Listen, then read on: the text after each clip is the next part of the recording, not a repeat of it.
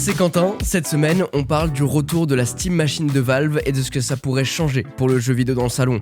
On va aussi revenir sur l'Android Show qui s'est déroulé il y a quelques jours pour vous, l'Android Show de Google avec l'arrivée de Gemini Intelligence, entre autres, puisqu'on va aussi avoir le Google Book et Mathieu va nous en parler. On va faire un grand récap des annonces, vous saurez tout, et enfin de Forza Horizon 6 qui semble avoir fuité plus d'une semaine avant sa sortie. Il y a du croustillant ou pas, on va vous raconter tout ça. Bienvenue dans la bulle de la semaine, l'essentiel de l'actualité tech et design. Comment ça va mes petits osios ? Bah écoute, on est bien. On est bien. On est posé. Moi, j'ai vu l'Android Show, c'était hier, et je l'ai fait en stream sur Twitch. Et c'était très cool. C'était sympa ? C'était cool. Bonne Je ambiance ? m'attendais pas à un truc de ouf, et finalement, ça va. Je pense qu'on en a eu pour notre argent. Ok. Ah. Bah de toute fason, en vrai, c'est la période. Je sais pas si t'en apportes ton argent, mais en tout Là, cas, c'est l'argent... le tunnel Google. Là. L'argent Bah qu'ils écoute, en c'est ont. quoi, puisqu'on est déjà dedans, allons-y, Ouais. sans transition, engouffre-toi. Allez, en Parce que j'ai vu tunnel. pas mal de choses arriver, évidemment. J'ai cru entendre qu'il y a des gens qui étaient quand même assez déçus parce qu'il y a pas mal de choses qui ont été passées sous le tapis.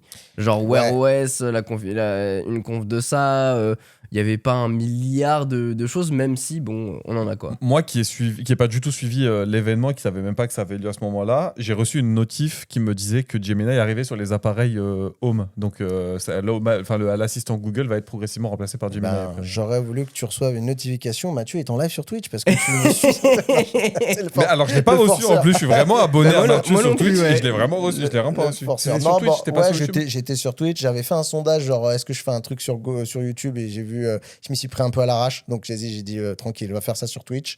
En fait, il s'est passé quand même un truc. Alors, on va essayer de contextualiser rapidement pour les potentiels déçus. Tu sais, l'Android Show, c'est un pré-show, on va dire, à la Google I.O. C'est-à-dire que la Google I.O., pour, je pense, maintenant éviter qu'elle fasse 18h, la conférence, ils font un petit événement avant. On en a déjà eu 2, c'est un nouveau format. Il y en a eu 2 en Android Show et un Android Show XR, que j'apprécie particulièrement. Mais c'était l'occasion pour Google, du coup, de pré-shot quelques annonces, bien que j'ai été un peu étonné que le Galaxy Book n'ait pas été gardé pour la Google I.O., mais ils y reviendront peut-être, parce que c'était un peu, on va dire, la grosse annonce. Ouais, le héros un peu de la conf. Ouais, c'est pour ça que je te disais qu'on en a eu pour notre argent, parce qu'on a eu un peu quelque chose de nouveau et de palpable. Et j'ai la sensation qu'ils font un peu comme Apple, hein. Ils te glissent de temps en temps des produits comme ça. Ah tiens, en fait, on va créer une nouvelle catégorie de produits. Voilà, tu prends pas. Ils se permettent. Hein. De Ouais. toute façon, faut tenter. Hein. Tu jettes sur le mur et tu vois ce qui colle. Hein. Après, il n'y a que les gens comme moi qui descendent au plus profond des mines de la tech, qui étaient un peu au courant qu'il y avait ce sujet en tâche de fond, parce que j'en ai parlé déjà dans différentes vidéos où justement on a fait d'ailleurs un épisode sur la guerre des OS. Et justement, Google veut s'engouffrer dans cette fameuse guerre des OS. On sent qu'il y a un revival, tu sais, de la bataille des OS pour le monde du PC. Et c'est ça qui est cool, parce qu'on va avoir du choix. On l'avait vu avec Linux, Windows, macOS, et maintenant aussi même Google qui rentre dans la danse. Ça transpire un petit peu dans l'Android Show, pardon, cette guerre des OS. T'as senti qu'il y a des trucs qui transpirent un peu ? Non, on va dire qu'ils ont une approche beaucoup plus... tu vois, il y avait les Chromebooks. Et maintenant, on rentre un petit peu dans un truc plus sérieux. C'est-à-dire qu'on sent que l'ère... tu sais, c'est un peu comme quand Google sort genre Google Maps et qu'il le met en bêta pendant 10 ans. C'est un peu... Je sais pas si vous vous souvenez que comme ça, il y a des services où ils les mettent en bêta et le mot bêta ne disparaît pas avant 10 ans. Il y a quelques produits de ce type-là où si tu le vois, Google Earth et tout ça, c'était en bêta pendant... laisse tomber, quoi. Okay. Les gens ne calculaient même plus. Bref, quoi qu'il en soit, je vous propose quand même qu'on fasse un rapide tour des annonces très succinctement, mais pour que les gens qui nous écoutent, ils aient un peu la direction qui est prise par Google. C'est très bien. Eh ben, on y va. Déjà, on sent, et c'est ça qui est drôle, c'est que pour moi, la locomotive aujourd'hui presque d'Android, c'est plus Google finalement, c'est Samsung. On l'avait vu avec les annonces des Samsung Galaxy S26, dont on va dire le gros mantra de cette série, c'est de dire... ok, vous aviez une IA pour consulter genre ChatGPT, Gemini, qui tu veux, et Galaxy AI. C'était genre, donne-moi une réponse à tel truc. On est passé à un truc genre, génère-moi une image de ci, de ça. Et bien là, maintenant, on arrive à de l'IA qui va être proactive et qui va réaliser des tâches à ta place. C'est vraiment l'ère de l'IA agentique, hein, dont on a déjà parlé.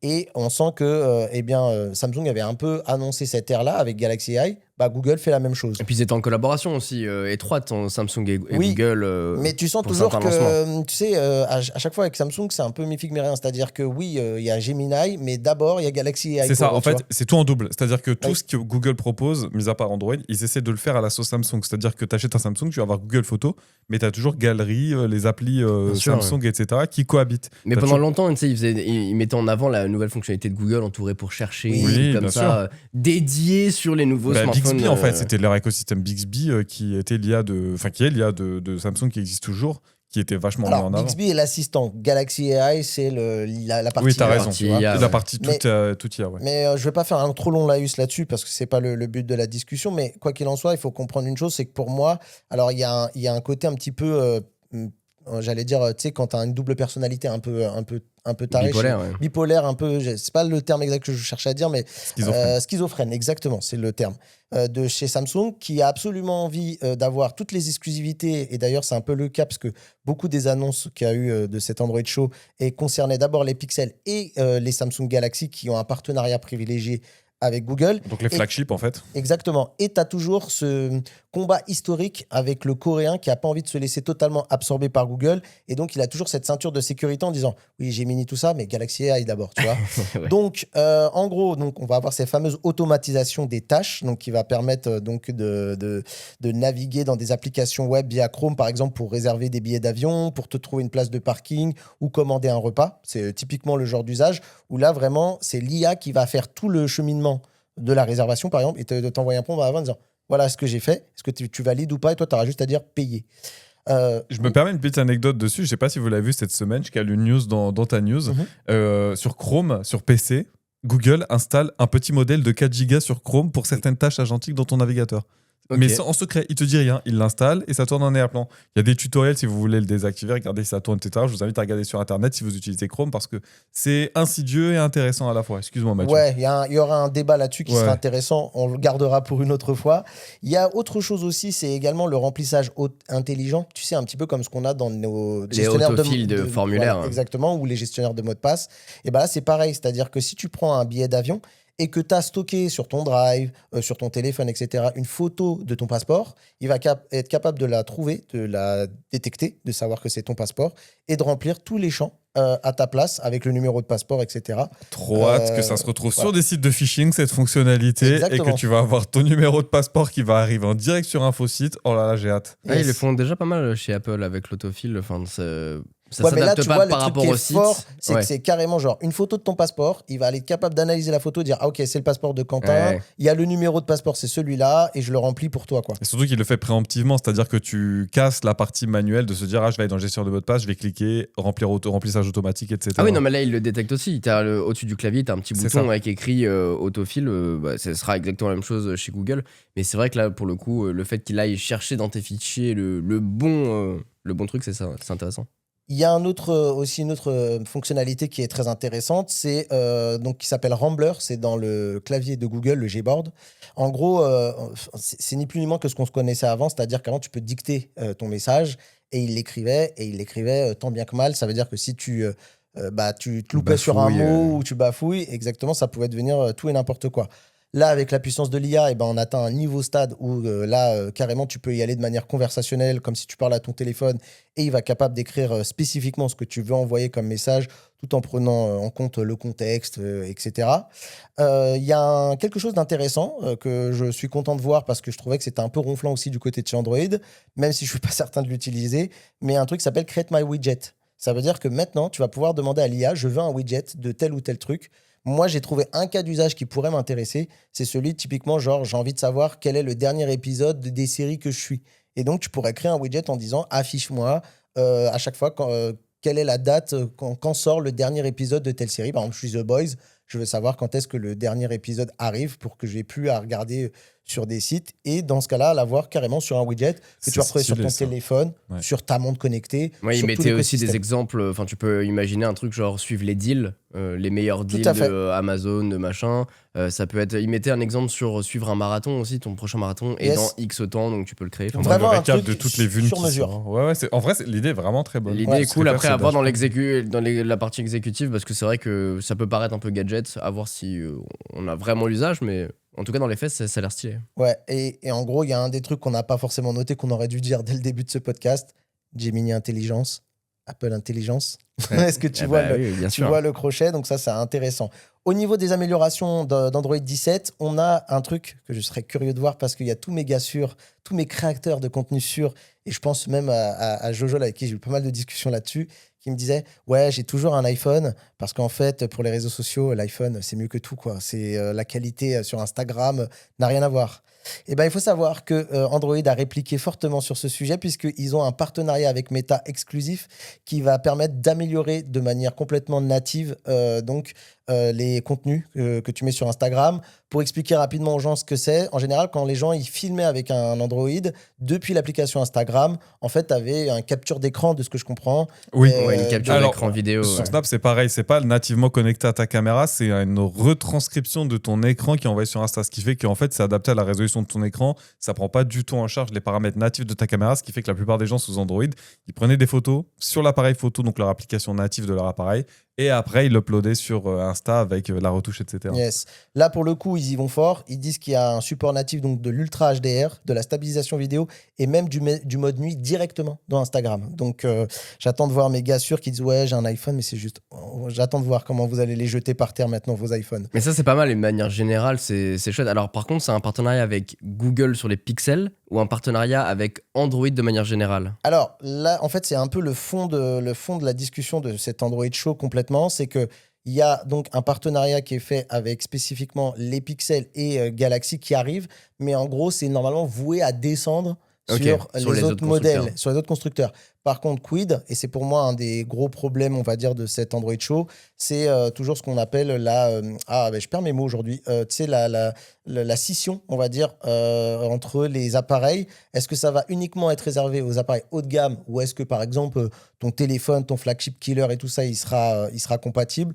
Je l'espère que oui, mais il y a un petit peu ce fond d'histoire où on se dit toujours, est-ce qu'il n'y a pas une fragmentation? C'est le mot que je cherchais. Et pour revenir sur la discussion qu'on avait sur les OS l'année dernière, c'est le même principe semaine avec dernière. La semaine dernière. Je dis l'année dernière. L'année Ouais, mais dernière, carrément, moi c'est parce que ça date ces sujets-là. C'est le même problème avec Windows. Oui, là Windows supporte un OS et ils doivent supporter tout un tas de hardware. C'est la même chose pour Android qui doit supporter le hardware de plein de fabricants différents, même si les puces c'est les mêmes. Là où Apple a l'avantage de supporter une plateforme, ces plateformes, et de pouvoir informer les développeurs des plateformes tiers, Meta, etc., des intégrations futures, ce qui rend le développement de ces fonctions-là beaucoup plus simple. Grave. Il y a un point aussi également qu'on aborde régulièrement dans ce podcast, qui est un peu une tâche de fond, c'est toute notre dépendance autour de nos Oui, appareils. ça, franchement, j'ai etc. grave kiffé. Ils ont décidé de lancer un truc qui s'appelle le Pause Point, et donc qui est un outil pour lutter contre le doom scrolling, donc ce fameux, cette envie frénétique de scroller pendant 2 heures sur certains réseaux. Là, Google propose une espèce de fonctionnalité qui va te bloquer en tout cas pendant au moins 10 secondes, ou te proposer d'autres activités comme faire de la méditation, lire un bouquin, ou écouter de la musique. Pendant 10 secondes aussi. Et ce qui devrait... Alors non, c'est Pas le temps de dire une phrase. c'est le côté respiration où il t'affiche Exactement. respire un coup, détends-toi, machin. Après, par contre, de temps en temps, il t'envoie un pop-up en te disant tu veux pas plutôt lancer cette application ou cette application En fait, pour il te lire sort ou et quoi te casse l'instant en mode voilà, ça fait longtemps que tu es en train de scroller comme En un. fait, tu as une pulsion et l'idée, c'est de dire attends, prends 10 secondes. Est-ce que tu es sûr que tu veux céder à cette Exactement, pulsion ouais. ou pas? Et Ça, c'est bien. Ça, ce l'idée que est tu pouvais intéressante. faire avec d'autres applications tiers ou dans les menus. Moi, j'ai ça sur Insta où j'ai une limite. Il me dit, voilà, ça fait longtemps que tu es dessus, change. Ou j'ai une limite d'une demi-heure par jour que je ne respecte quasiment jamais, soyons clairs. Mais c'est bien que ce soit intégré nativement à l'OS. Ouais, Yes. c'est bien fait. Ouais. Il y a une autre grosse offensive pour mes gars sûrs d'Apple, et là je te regarde Quentin, c'est QuickShare qui devient un peu maintenant un équivalent à AirDrop. Ça veut dire compatible avec AirDrop. Ça veut te transférer des fichiers entre Android et Windows va être très simple. Pareil, apparemment, ça a été aussi pris en charge et intégré dans WhatsApp. Donc moi, c'est pas forcément un truc qui me parle, mais why not? Donc ça, c'est cool, hein, vraiment un QuickShare. Mais c'est trop bien. En fait, c'est pas trop tôt, quoi. Avec les Enfin PC. que ça se démocratise, je comprenais pas pourquoi c'était pas déjà le cas. Mais Ah, ça à faisait mon longtemps avis, qu'ils ont c'est- annoncé ce truc-là. Hein. C'est juste qu'ils ont reverse, je crois, une partie du code de AirDrop pour le rendre plutôt compatible. la réponse vient de te donner par Ewan. Je pense que c'est plutôt du côté de chez Apple que ça coinçait. On peut le revoir aussi avec la même chose sur iMessage, tu vois, le RCS. Qui était pas pris en mais charge. c'était pas compatible entre tous les appareils Android. T'avais certaines limites avec. QuickShare Ouais. Ah, sur les dernières versions, je crois que depuis Android 13, c'est compatible avec toutes les marques Android qui supportent cette version-là. Il me semble quand même que c'est encore limité à des Pixels et à des Galaxy. Et les Samsung. des Hein. Samsung Ah, Galaxy. pour moi, j'avais c'est un- Samsung et Pixel. Ah non, j'avais un Xiaomi, je peux te garantir que ça fonctionnait. Hein. Sans aller sur un Ah haut ouais de gamme, même un Mais tu Poco, je pouvais crois que ça faire- fonctionnait. Tu pouvais fonctionner avec du AirDrop, c'était ça. Ah ma non, question. c'était pas AirDrop. Ouais, Ah non, oui, pardon. oui, c'est ça. Ah oui. je pensais que tu parlais de QuickShare. Pardon. Oui, non, mais c'est Bah en fait, QuickShare. QuickShare devient AirDrop en fait. Oui, Voilà. alors c'est qu'ils le rendent intercompatible, le Exactement. QuickShare AirDrop. Et je Mais parle c'est- même QuickShare au départ, quand c'était sorti, c'était vraiment pas beaucoup d'appareils Oui. Android. Mais C'était- maintenant, en fait, ce qu'on veut dire, c'est que là, il y a une espèce de symbiose entre AirDrop et Pardon. QuickShare qui est encore limitée au Galaxy et au Pixel, qui va C'est ça. s'étendre après pour tout le monde. À voir. Donc voilà, ça c'était cool. Il y a eu des trucs sur les emojis, mais perso, on s'en fout un peu. Ouais, Un design repensé en 3D. Et on a Android Auto, très intéressant. Il y a eu pas mal de choses à dire. Je vais essayer d'être succinct, mais en gros, moi, ce que je retiens, c'est une nouvelle interface un peu plus léchée. Google Maps qui devient vraiment encore plus intéressant, on va dire, pour la conduite. Et ce que j'adore, moi, c'était une des fonctionnalités que j'attendais depuis longtemps. Pourquoi on ne pouvait pas regarder son petit YouTube quand on est à l'arrêt, bien sûr. Tu es là, tu attends quelqu'un. Moi, j'attends régulièrement ma copine à la gare, me poser, m'attendre qu'elle arrive et pouvoir lancer un petit YouTube ou un petit podcast tranquillou bilou en vidéo. T'as une idée de Att- podcast Attends, à l'arrêt, c'est quoi à l'arrêt? C'est pas au feu rouge, c'est à Non, l'arrêt. non, À l'arrêt. Moteur quand- coupé. En fait, Ok. en fait, ils arrivent à détecter, je sais pas si tu as déjà fait, mais quand tu mets Android Auto, si tu le fais en configurant, tu veux le configurer une première fois en roulant, il te dit c'est mort. Par contre, dès que tu passes en position P, quoi. Pour par- moi, il détecte juste frein la à main. vitesse Non, non, il par ton détecte- téléphone. Ah non, non, Et il si détecte ton le frein à moteur main, carrément. il est pas, Ah ouais, il est ok. pas actif. Je savais pas qu'il y avait ça. Le frein moteur, il est pas activé, c'est mort. Le parking, position Oui, parking. j'ai compris que c'était pas le frein Oui, moteur. oui, pardon. Mais du coup, là, tu peux enfin regarder une vidéo. Et ce qui est génial, c'est que quand tu repars, au lieu de te couper ta vidéo en disant non, t'as plus le droit, il bascule en mode audio. Ah, parce que là, j'allais dire, s'ils arrivent à mettre YouTube. Alors, parce qu'aujourd'hui, c'est possible de mettre YouTube sur Android Auto par des moyens détournés, mais s'ils le rendent officiel, moi, je suis foutu. Moi qui roule régulièrement en 2 roues, déjà, les mecs avec leur téléphone, ça m'en fout. Les mecs qui regardent YouTube en direct, l'accidentogénéité du bordel, je te laisse imaginer la catastrophe. Grave. Donc là, moi, je te le dis, ça, c'est vraiment un des trucs que j'attends le plus. Et après, ils ont parlé aussi de toutes les voitures qui ont Google Auto Plus ou un intégré. truc comme ça, là. Il y a ouais. même une nouvelle Il y a version un là, qui truc, avait été voilà, annoncée à encore, l'époque. avec plus d'intégration, avec un deal de pas mal de marques. Je crois qu'il y avait Porsche dont dedans, il me semble. Renault aussi, pour Ah nous, ouais les marques françaises, Renault et tout. Ouais, le Open Link R là, et qu'ils ont annoncé sur les nouvelles Twingo, Clio et tout ça. Ok. C'est le Google Built-in Car, un truc comme ça. Oui, qu'ils c'est ont ça. intégré. mais- Et enfin, pour en finir, c'était vraiment l'annonce de ce Android Show. C'est le Google Book donc, qui arrive. C'est un nouveau laptop dont on commence à avoir des petites informations avec de savoir ce qu'il va y avoir dedans. Parce que j'ai vu, par exemple, Intel tweeter qu'ils étaient très fiers de faire un partenariat avec Google pour les Google Book. Donc, on pourrait avoir une version Intel. Il y a bien sûr tous les pros ARM là, qui sont là, Qualcomm, Mediatek, Broadcom, etc., qui seront là. C'est encore dans une stratégie multi-constructeur. Moi, je m'attendais à ce que ce soit un produit, tu vois, Oui, Pixel. full Google. Exactement. Et c'est un peu même ma déception, c'est que de un, c'est bien hein, l'idée de faire le partenariat avec Qualcomm, Intel, machin, mais j'aurais voulu voir un truc Tensor, tu vois, vraiment un état de l'art de genre les Google Pixel smartphones. On fait pareil, mais avec un PC. Ce qui me fait dire un peu que les Tensor sont pas encore des puces suffisamment aguerries pour avoir un PC haut de gamme, parce que là, le segment, il est affiché et ça fait un décalage avec un changement de paradigme avec les Chromebooks qui étaient plutôt beaucoup de PC, on va dire, abordables, même si je sais qu'il y a des tentatives de PC un peu plus spéqués. Parce que le Google, pardon, je te coupe, mais c'est vrai que le Google Book, c'est l'évolution du Chromebook avec une C'est ça. interface et un OS complètement Google Oui. qui tourne ça. avec Gemini Et Intelligence. d'ailleurs, c'est bien ce que tu dis, parce qu'en fait, moi, une de mes premières questions, c'est comment s'appelle cet OS? Et il n'y a pas de nom encore. Nous, le projet, on le connaissait sous le nom de Aluminium OS, mais pour l'instant, il s'appelle ni Android, ni Google. Mais à un moment, ils ont laissé planer un flou. Je crois que ça s'appelait Gemini Intelligence aussi. C'est bizarre comme nom, mais effectivement, il n'a pas de nom confirmé. On n'a pas de prix, bien sûr. D'ailleurs, pareil aussi, quand j'ai commencé à chercher des informations sur le sujet, en fait, il faut aller sur le blog de Google Canada. Et si tu vas sur celui de France, c'est très discret, c'est caché un peu. On sent que la France, on va pas être encore les premiers servis. Oui, mettez une URL. À chaque fois que je mettais l'URL sur Grave. Google, ça me renvoyait vers l'interface Google Livre pour Ouais. chercher Exactement, Google dans la Book, ouais. bibliothèque Ouais. de Google. Bah, on sent qu'il faut que le référencement fasse le taf, hein. On est d'accord. Ouais. Sachant que c'est c'est pas un Chromebook, du coup, c'est un Google Book et qui sera produit avec des partenaires comme Lenovo, Lenovo, Acer, Asus, MSI, HP. etc. La seule différence qu'on Dell. verra visuellement sur ces PC par rapport à d'autres, c'est une petite barre lumineuse Exactement. qui indique que ça tourne avec Gemini. Moi, je le vois un petit peu comme l'idée d'avoir envie de iconiser cette petite barre lumineuse Complètement. comme la pomme sur les MacBooks.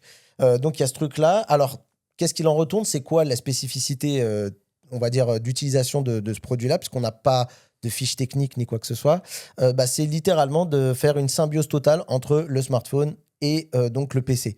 C'est-à-dire que tu vas pouvoir piloter les applications de ton smartphone directement à partir de ce PC-là. Tu vas pouvoir avoir toute la puissance d'un Chrome qu'on a, le navigateur Chrome qu'on a sur nos machines, sur nos PC, sur nos laptops, etc. Tu auras tout avec toutes les extensions qui vont bien, tout l'écosystème qui est autour. Parce qu'il faut comprendre qu'en vrai, Chrome, c'est hyper puissant. Il y a plein de petites apps qui gravitent autour de ce navigateur-là. Donc, tu auras toute cette puissance-là. Et tu auras aussi également la faculté de naviguer de manière transparente dans les fichiers de ton téléphone et de pouvoir les ouvrir comme s'ils étaient localement sur ta machine. Donc, c'est une énorme symbiose avec l'Android. C'est vraiment ce qu'on disait sur on va dire les rumeurs autour de cet OS. C'est vraiment la quintessence, la fusion entre Chrome OS et Android qui fusionnent.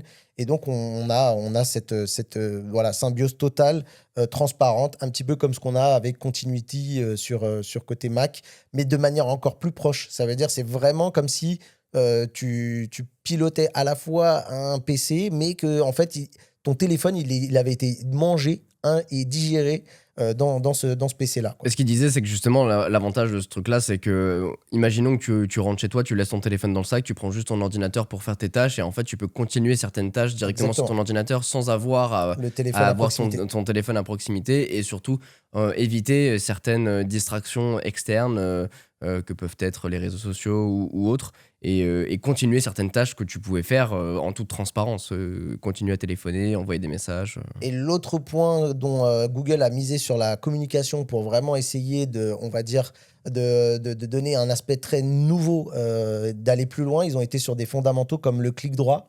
Et eux, ils ont un petit peu apporté leur pierre à l'édifice au clic droit. C'est-à-dire que c'est pas forcément que tu auras un clic droit, c'est que tu vas gigoter ta souris et ça va activer Gemini et qui va être capable de regarder ce qu'il y a dans ton écran. Et si tu as une question, tu dis « Ah tiens, j'ai ce truc-là sur mon écran, je ne comprends pas. » Ou « Tiens, je me pose telle ou telle question par rapport à l'élément que je suis en train de faire. » Gemini va pouvoir te répondre. Donc, c'est vraiment l'IA centrée au cœur de l'expérience PC. Et je me faisais cette réflexion-là. J'ai l'impression que... Alors, ça gueule. J'ai été un peu regarder les réactions au niveau des gens. Après, j'étais sur Twitter, donc c'est l'axe du mal. Les gens gueulent. Mais c'est vrai que moi, je trouve qu'il y a un peu un truc très drôle. C'est que quand c'est Microsoft qui fait des trucs comme ça, on n'y va pas de main morte et on leur rentre dedans et tout le monde crie, lève les boucliers et dit c'est mort. J'ai l'impression que du côté de chez Google, comme c'est by design, c'est-à-dire que moi, ma philosophie, c'est que Microsoft essaye trop de mettre les trucs aux chausse-pieds de force et ça va pas. Il faudrait que limite Copilot devienne le centre d'une nouvelle expérience Windows pour que ça soit un peu plus, on va dire, digeste. Là, tu sens que c'est forcé. Là où Google, tu sens que ils ont pris le temps et que du coup, Gemini est by design sur toutes les interfaces et que ça passe potentiellement mieux, même si après, il y a tous les gens qui ont des craintes et qui ont un peu ce ras-le-bol global que j'ai pu lire un peu à droite et à gauche dans les commentaires sur l'IA qui est partout et qui va s'incruster dans toutes les choses, sachant qu'il y a quand même des choses très privées des fois dans nos machines. Et il y a toujours ce doute de savoir est-ce que ils vont pas déverrouiller les derniers verrous qu'on a de notre vie privée sur nos machines. Ouais, je suis curieux de voir ce que donnera un Google Book d'ici à ce que ça sorte. Est-ce que ça sera dispo en France ou quoi? Mais est-ce que surtout il y a un grand intérêt ou non vis-à-vis surtout de la concurrence, mais à voir le segment de prix aussi. Je t'avoue, pour moi, il me manque des trucs encore. C'est-à-dire qu'ils n'ont pas répondu à toutes... Pour moi, ce truc-là pourrait finir un peu comme le Chromebook ou comme Linux, c'est-à-dire être une niche de personnes. Ou par exemple, pour des gens, comme je le disais, moi, mes neveux qui me saoulent, qui ne savent pas utiliser Windows et qui, dès qu'ils ont un problème, ils m'appellent direct. C'est vrai que là, du coup, c'est pour la génération suivante qui a grandi avec le smartphone et qui, du coup, est sur un OS qui est exactement le reflet de l'utilisation d'un smartphone. Donc, très optimisé. Il n'y a pas de truc de barbu, il n'y a pas de ligne de commande ni quoi que ce soit. C'est full expérience graphique, quoi.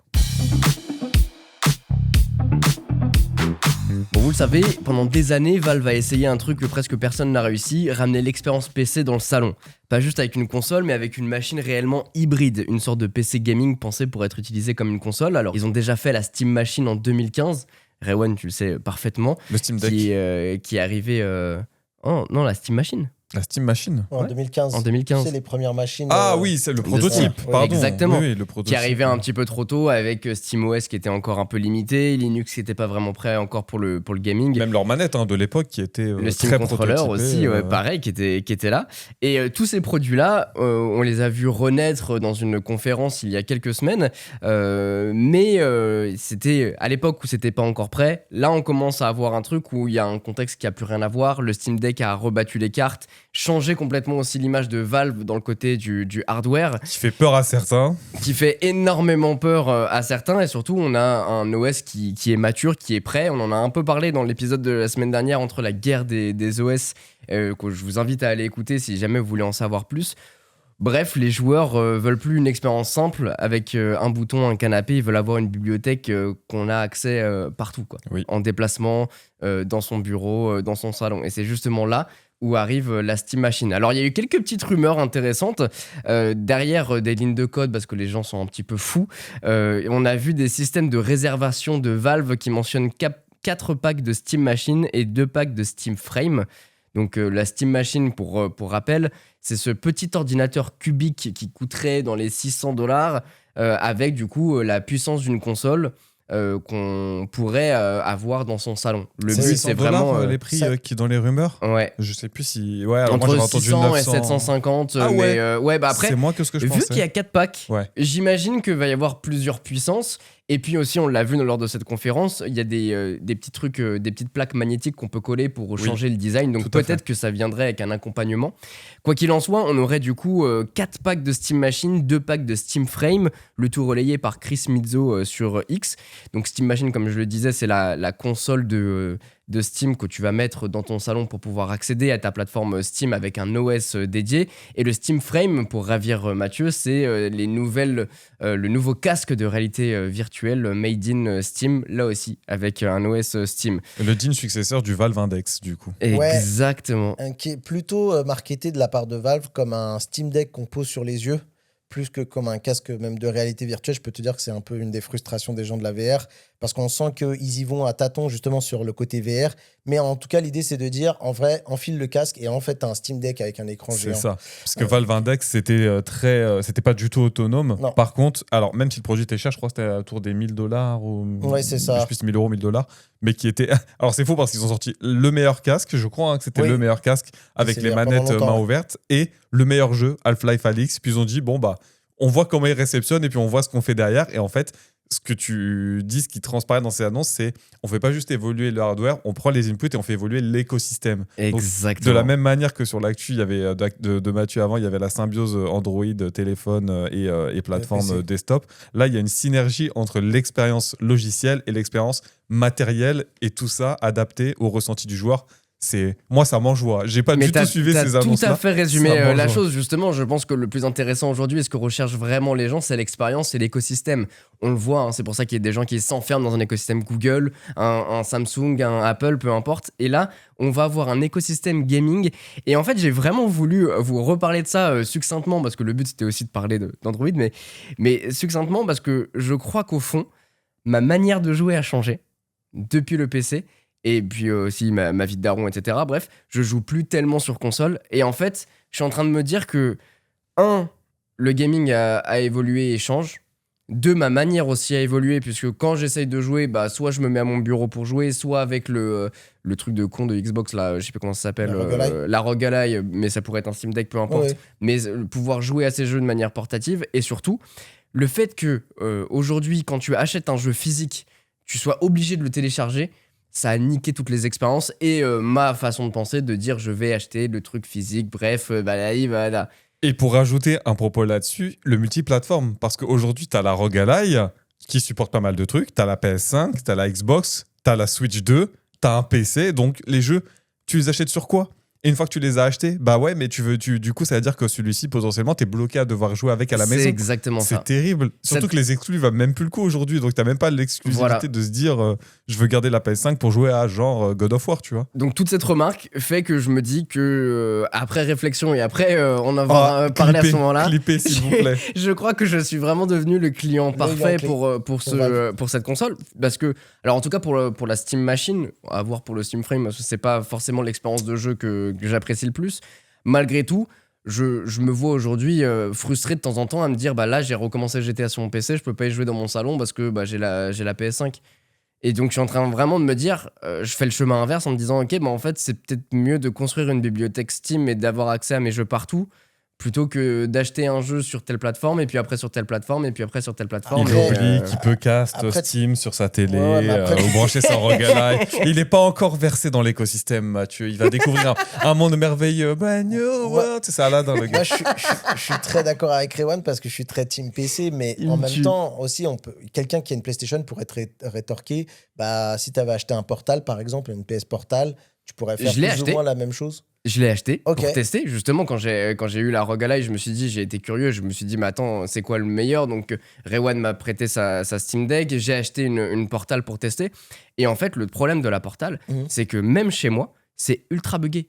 Genre, je me mets dans mon lit pour jouer, je vais avoir des coupures, des ralentissements, etc. C'est pas des glitches, mais c'est juste comme si tu jouais, vu que tu joues en cloud, t'as l'impression qu'il y a un moment, tu cours avec un personnage, on va dire, et que ça va te couper quelques frames et que tu vas repartir. Et en fait, il y a une sensation ultra frustrante, bien que le produit soit magnifique. La sensation, le grand écran, franchement, c'est un produit que j'ai adoré en termes d'ergonomie et de design, mais en termes de jouabilité, c'est un enfer. Et il faut le dire quand même, Quentin n'habite pas non plus dans un château, tu sais que les gens ils s'imaginent pas qu'en fait tu joues au 10e étage dans ta chambre alors que... Le wifi chez Quentin, les gars, vous avez pas aidé à moi. À chaque fois que je viens, les problèmes de réseau, je suis en mode Quentin, pitié. Il faut faire quelque chose. Mais c'est les problèmes de potentiellement de réseau et tout ça. Tu veux que je te raconte une anecdote de la semaine dernière et de cette semaine avec madame? On a commencé à faire les campagnes de Halo, tous les deux en multijoueur, puisqu'on a tous les deux la Master Chief Collection. J'ai un PC qui est dans mon salon qui me sert de console de jeu. Donc c'est un peu ma Steam Machine. Il démarre sous Windows, mais tu as direct le mode Big Picture qui est l'interface Steam Deck, donc l'interface un peu console de Steam. Elle joue dessus, sur la télé, et moi je prends le Steam Deck. Steam Deck qui tourne sous Linux. Le problème, c'est que la compatibilité Windows et Linux sur la Master Chief Collection, sur Halo 1 spécifiquement, pose des problèmes. Tu commences à jouer, tout se passe bien et tout, et au moment où tu as un checkpoint, les deux se désynchronisent, elle me voit bouger alors que je bouge pas, je tire n'importe où, mon personnage il est buggé. Tu sais ce que j'ai fait? Je me suis connecté en remote play sur mon PC à moi qui est à l'étage, pour streamer sur mon Steam Deck pendant qu'elle jouait sur la console du salon. Oh, la config de zinzin. Et ça fonctionnait impeccable. C'est-à-dire que moi, j'avais juste le flux vidéo sur le Steam Deck, ce qui fait que niveau autonomie, j'étais caviar vu que j'avais juste le flux vidéo qui arrivait.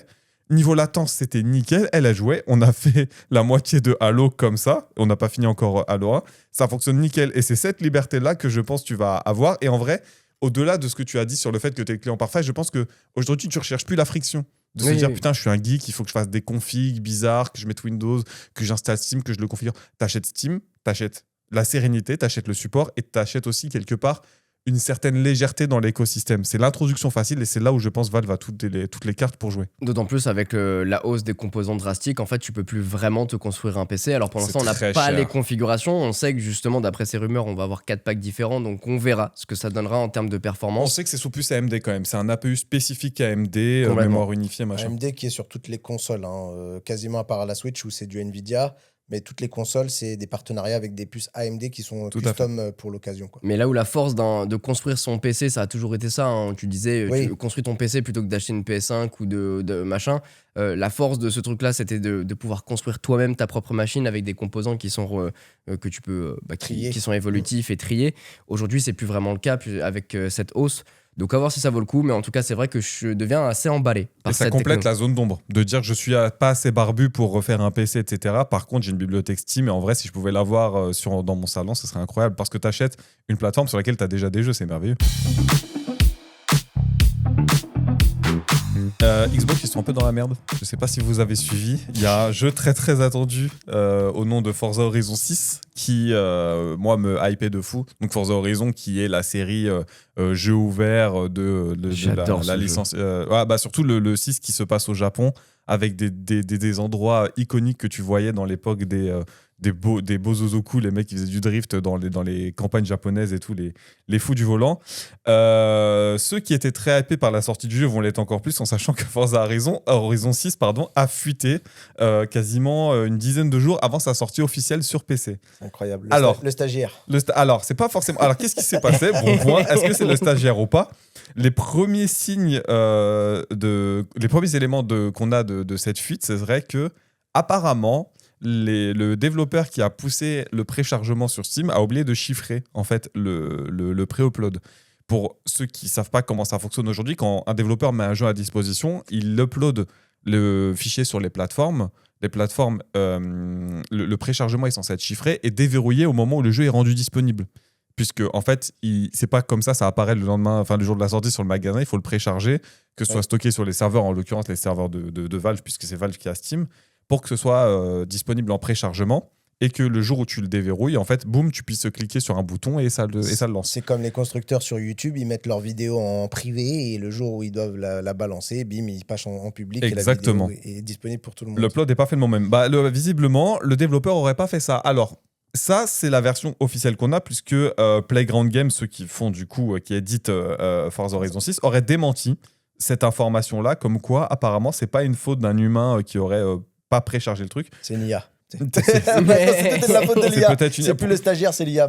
Pour l'instant, on ne sait pas. Ce seraient les premiers éléments. Ça fait maintenant quelques jours qu'il est dispo, le jeu. Il y a eu des réactions assez intéressantes de la part, justement, de Playground Games. Pour vous donner un ordre d'idée, là, vous pouvez globalement le télécharger sur n'importe quelle plateforme, torrent, etc. Ne le faites pas. On va y venir. Pourquoi il ne faut pas le faire si vous voulez continuer à jouer à Forza, en tout cas. Le jeu n'était pas en plus protégé par Denuvo qui est l'équivalent de... alors, je ne sais pas sur lequel on pourrait le comparer. DRM. C'est un DRM, c'est un système de protection. Alors, anti-copie, quoi. Denuvo, quand les gens savent quand les gens apprennent qu'un jeu est protégé par Denuvo, en général, ils sont dégoûtés. Pourquoi? Parce que Denuvo, il pue sa mère, en général, il est vraiment pas efficace. Et en plus, les gens qui jouent avec Denuvo, donc avec la protection DRM, perdent des performances. C'est-à-dire que les gens qui ont piraté le jeu, potentiellement, auront des meilleures performances sur le même jeu à l'identique que quelqu'un qui joue sur la version officielle qui est protégée par Denuvo. Denuvo, c'est un peu l'équivalent du Vanguard chez Riot Games, tu sais, oui. l'anti-cheat. T'as BattleEye chez Bohemia Interactive. Le panda, là, le fameux panda aussi. Exactement, ouais. Je sais plus comment il s'appelle. Ouais, moi aussi. Quand tu sais que l'Early Access pour la premium édition, elle est vendue $120 et que là, le truc, il est dispo gratuitement sur Internet, ça fait un peu chier, surtout si toi, t'as précommandé le truc. On parle quand même de 500 000 précommandes sur Steam à la mi-avril 2026. Alors, un truc que j'ai pas précisé, que je pensais qu'il était évident, mais que je vais quand même préciser, on parle de la version PC. C'est beaucoup plus simple pour un développeur d'être davantage protégé sur les versions console, parce qu'à craquer, les consoles, c'est beaucoup plus compliqué. Là où sur PC, t'es beaucoup plus libre. Commercialement, on estimerait que le jeu dépasserait les 2 millions de ventes Steam dans les 24 heures de la sortie. Et surtout, ça fait écho à une actu qu'on avait discuté, je crois que c'était toi, Mathieu, il y a un mois et demi, sur le fait que Xbox, au travers de Microsoft, subit une grosse organisation. Il y a eu beaucoup de gens qui ont été licenciés, il y a eu beaucoup d'équipes qui ont été remaniées en interne, et que, en fait, Forza Horizon, c'est une licence qui est hyper importante pour Xbox. C'était vraiment... C'est un des plus gros jeux de la plateforme. C'est le fleuron de la sortie, et le fait que c'est fuité, c'est très ça fait mal. Avec maintenant Call of, puisqu'ils ont racheté le studio, mais c'était ou comme Halo, tu vois, c'est un peu un truc légendaire. Halo à l'époque de Bungie, repris par 343, exactement. Qui aujourd'hui a été renommé Halo Studio après la suite de l'échec du multijoueur de Halo Infinite. Pour vous donner un ordre d'idée, Forza Horizon 5, la version précédente, c'était estimé à entre 7,2 et 8,4 millions d'unités vendues sur Steam. Je parle pas en chiffre d'affaires, je parle juste en unités. Donc c'est vraiment des gros chiffres. Qu'est-ce qui s'est passé quand le jeu il a été sorti? Et là, ça me fume de rire parce que les équipes Forza Horizon UK, elles ont fait un tweet. Bon, les gars qui jouent en avance, profitez bien de votre jeu. On se verra au 31 décembre. 9999. En fait, ils ont banni les joueurs jusqu'à la fin d'année 9999. c'est un ban hardware, ce qui fait qu'en fait, je pense qu'ils ont récupéré le numéro de série de ta carte mère ou un truc comme ça, ce qui fait que c'est pas juste ton IP, ton compte, etc. C'est ton matériel qui est banni. Ouais. Et il n'est pas banni que sur Forza Horizon 6, il est banni de tous les Forza. Tu ne peux plus jouer à aucun Forza de toute ta vie si t'as piraté le jeu. Ça s'appelle une réaction de seum. Ah ouais, là c'est le épique. Oh, putain, waouh. C'est-à-dire que quand ils ont fait cette réunion de savoir quand ils avaient ban, le mec a pris du poivre, il l'a sniffé fort et il a dit là c'est bon, je vais tout déterminer. Ils ont dit qu'est-ce qu'on peut faire pour les emmerder, on peut faire ça. Ah, vous avez vu, on t'avance, profitez bien, ce sera le seul auquel vous pourrez jouer en version officielle. Mais potentiellement, s'il n'y a pas eu aussi ceinture plus bretelle, comme j'aime le dire, c'est-à-dire et le matériel et potentiellement le compte, je sais pas moi, oui, le compte Microsoft. Xbox, ouais. Ou... Non, parce que là, sur PC, donc, tu vois, ça peut être le compte même Microsoft ou autre. Ça veut dire que potentiellement, si tu achètes une nouvelle machine, tu peux passer entre les mailles du filet. Ou si tu vends la tienne et tu la vends à un mec, il installe Forza Horizon demain, il se rend compte que son matériel est banni alors que c'est pas lui qui a fauté. Ou alors ils vont créer une nouvelle version à vendre sur eBay, ordinateur bloqué par Xbox officiel. Incroyable. Mais gros instant chèque, quoi. Je sais pas comment ils vont se débrouiller. Je comprends la réaction et je me dis putain, le support, j'espère qu'il est en béton armé parce qu'ils vont recevoir des appels en mode c'est bizarre, j'ai acheté un PC et je peux pas jouer à Forza, c'est quoi ce bordel? Non mais en vrai, il y a quand même, moi ça me posait quand même une question, c'est je me dis attends, eux ils ont fait une boulette. Le mec qui a préchargé la version complète et qui a y joué avant, lui, il y est pour rien. Alors, je te coupe juste là-dessus. Ouais. En même temps que Forza Horizon 6, il y a eu un jeu qui est pas très connu, vraiment, je connaissais pas, qui s'appelle Directive 8020 de Supermassive, qui a subi exactement la même fuite. Chose. La même fuite. Le même jour, c'était tout pareil. Excuse-moi. Non, mais du coup, je me dis, est-ce qu'on a le droit... alors, je comprends sur la côté des pirates, tu vois, mais le mec qui a préchargé le jeu parce que, du coup, involontairement... le jeu il a été débloqué un peu en amont, que lui se fasse ban, ça serait un problème, je trouve. Je sais pas, en fait la responsabilité je saurais pas te dire vu qu'on n'a pas assez les éléments juridiquement parlant aujourd'hui. Surtout au niveau de la réaction, aux États-Unis ils sont beaucoup plus permissifs que nous. Nous au niveau du droit européen c'est un peu plus casse-pied au niveau de la protection du consommateur, etc. Il y a un truc par contre qui est assez rigolo. Il y a des streamers qui sont mis à jouer à la version craquée sur Steam, sur Twitch. Non mais ils sont cons. Ils sont fait bannir. Ils abusent. Je comprends, c'est du cash grab facile. Mais là, c'est vraiment pas là. Vous, il y a votre tête. Il y a votre tête, les gars. Merci de me défoncer cordialement. Voilà, c'était un peu la news un peu rigolote que je voulais vous faire partager. Alors, rigolote pour nous, parce qu'on voit ça de l'extérieur. Pour les équipes de Xbox et de Microsoft, je pense que ça a vraiment pas dû rigoler. J'envoie mon soutien aux équipes des studios Xbox qui sont en plein qui vont être dans la tourmente, je pense, suite à cette affaire. Et s'il vous plaît, si vous avez l'occasion, c'est un bon jeu. Donc en vrai, achetez-le. Et on peut dire aux gens, faites pas les cons parce que le jeu sort dans quelques jours. En fait, et surtout, la version piratée. T'as une exclue de 6 mois. Tu vois. C'est ça, et la version piratée n'a aucun intérêt puisque de toute façon t'as pas les fonctionnalités en ligne, ce qui représente 70% du jeu en vérité, tout ce qui est l'aspect compétitif, certains aspects de la boutique, les courses en ligne, alors c'est vrai que moi je l'utilise jamais pour ce truc là, j'utilise vraiment pour l'exploration, avoir des voitures, juste certains achats tu ne peux pas les faire si t'es pas connecté, donc en fait si tu joues full hors ligne sur une version craquée tu perds même des fonctionnalités qui pourraient en théorie être mises disponibles hors ligne. Tu perds tous les packs de voitures, et ça c'est terrible. Ça c'est chiant. Bah voilà en tout cas pour les actus de la semaine, et tiens, pour vous teaser un petit peu le prochain épisode de Bubble, on va parler d'un phénomène assez étrange. Pourquoi on recommence à acheter des objets simples, comme par exemple des iPods, des PSP, des appareils photo compacts, ou même des carnets papier, alors qu'aujourd'hui notre smartphone sait déjà tout faire? Pourquoi est-ce qu'on ressent encore le besoin d'acheter des objets dédiés? Et ben on en parle jeudi dans Bubble. Merci les osios, et à très vite. Salut. Ciao.